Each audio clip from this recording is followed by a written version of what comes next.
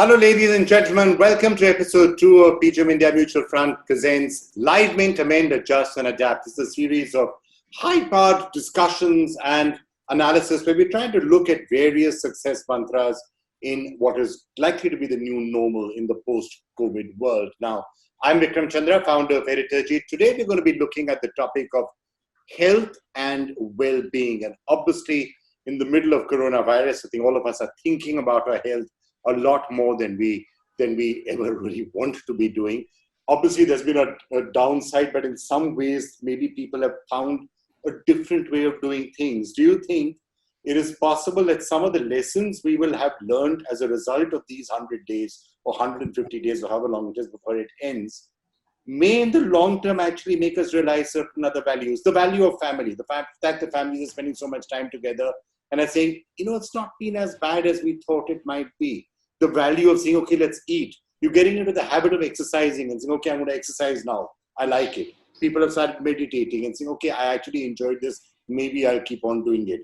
Actually, as Ajita was saying, I really didn't enjoy the amount of traveling that I was doing in all those fights I was taking, and can I avoid this? Is that possible that at the end of the day, we will learn lessons about ourselves and the world that paradoxically may end up making us happier or more mentally stable people? The tricky question, and it's tough to say. It depends on how long it lasts, how many days we're locked down for, and just how bad the pandemic gets, I guess.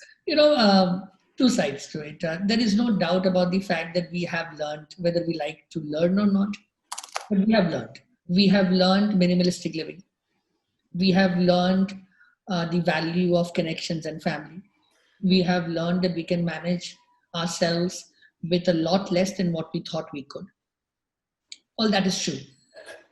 There are way too many stories of altruism where people have lent support to people around. There are lots of positive stories. I think the entire work done by healthcare workers across the country is absolutely overwhelmingly, humblingly mind-blowing. When I see my colleagues exposing themselves and their families and the kind of effort that goes in, it's just unbelievable.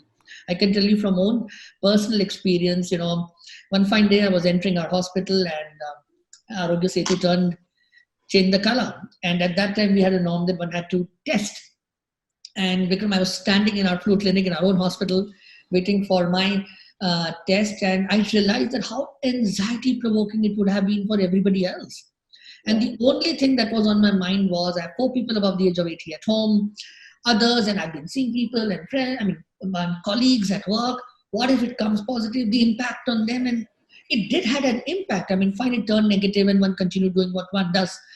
So yes, we have been exposed to learning opportunities. If you are an eternal optimist, then you can hope that mankind version 2 post-COVID will be a better version of itself. And I sincerely hope it's a version of values.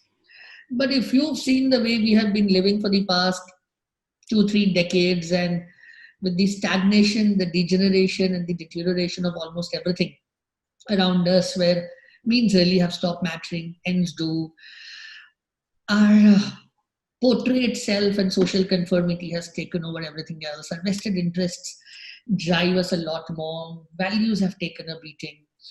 If COVID actually changes us, I would like to be in a place where I'd rather have mankind surprise me and become better role models for generations to come.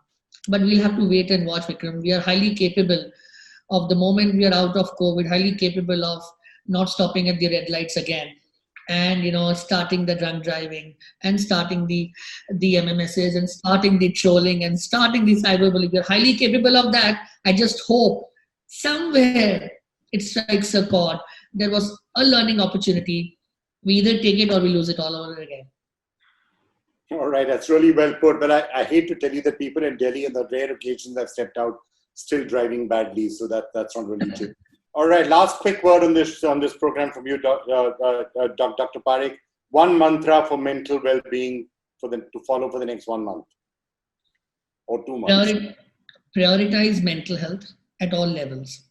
Media needs to continue to speak about mental health and raise the bar of awareness.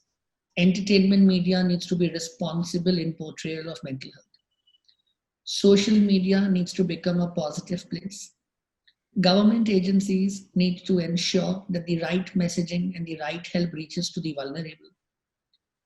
Corporate India needs to prioritize mental health outcomes beyond the PNLs and EBITDAs.